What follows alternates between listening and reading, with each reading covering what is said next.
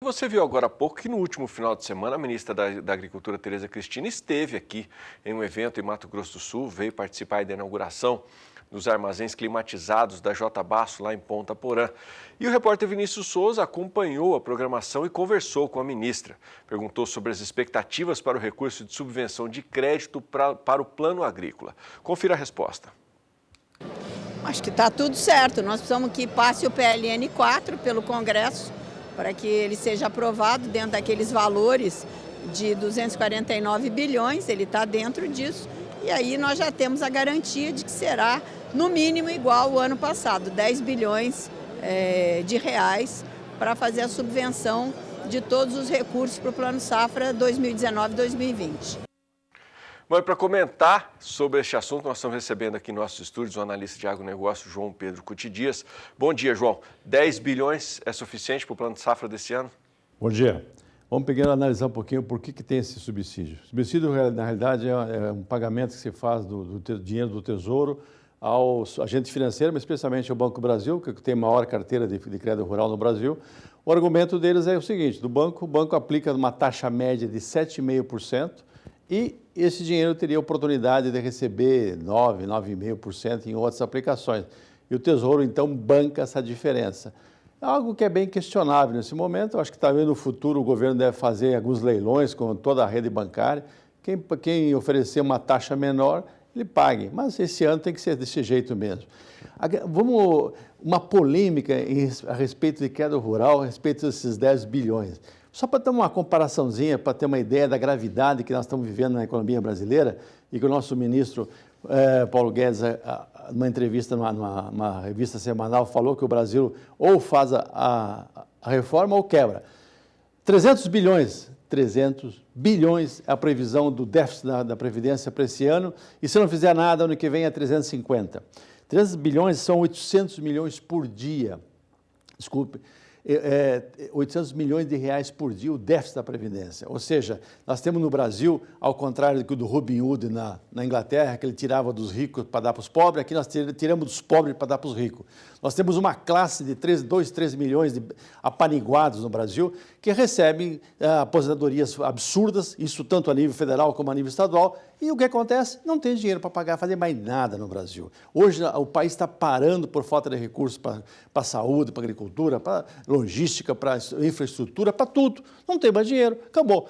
E o que assusta a nós, meros pagadores de imposto, meros sujeitos de uma situação extremamente danosa que nós estamos vivendo, é que o Congresso nosso protela, atrasa, o Judiciário, todo mundo parece que para eles o dinheiro está chegando. O Congresso leva 9 bilhões de reais por ano para atender 500 e poucos deputados e 81 senadores.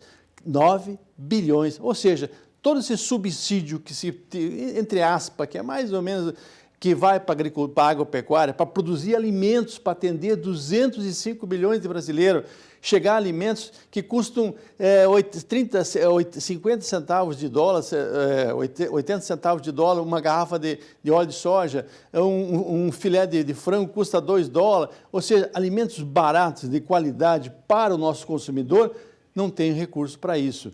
Outra coisa, quem garante uma economia brasileira mais ou menos estável em função da questão do superávit da balança comercial? O setor rural é o que garante os 55 bilhões de dólares previstos para esse ano de superávit da balança comercial.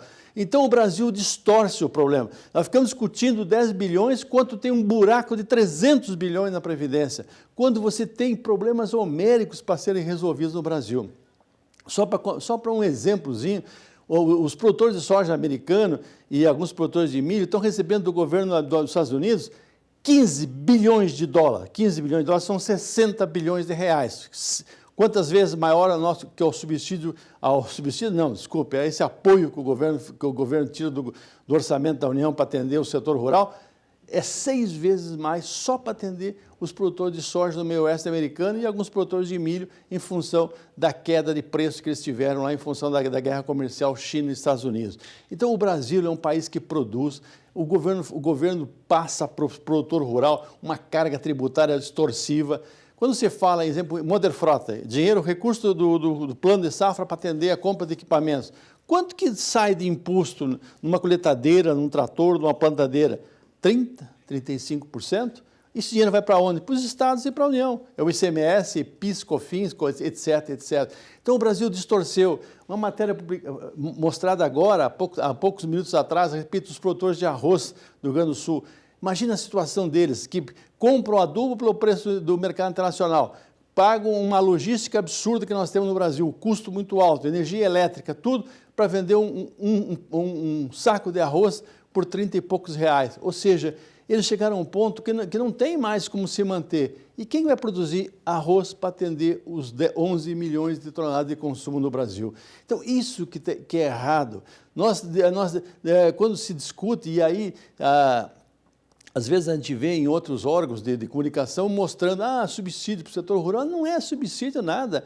O problema no Brasil é que você tem um custo do dinheiro absurdamente caro. Por quê? Porque o governo tira da sociedade toda a capacidade de investimento. Só de juros, esse ano o Brasil vai vai rolar 400 bilhões de reais. 400 bilhões de reais só de juros que o governo não paga da sua dívida interna. Associado a isso, nós temos um buraco de mais 139 bilhões no orçamento da União. Então, nós estamos vendo no Brasil hoje uma situação extremamente difícil do ponto de vista econômico se não for feito um ajuste fiscal. O subsídio ao setor rural é que paga isso. Por quê? Porque nós produzimos a custos internacionais e não temos e pagamos uma carga tributária, temos uma logística ruim, uma complicação em termos de legislação ambiental, trabalhista, etc.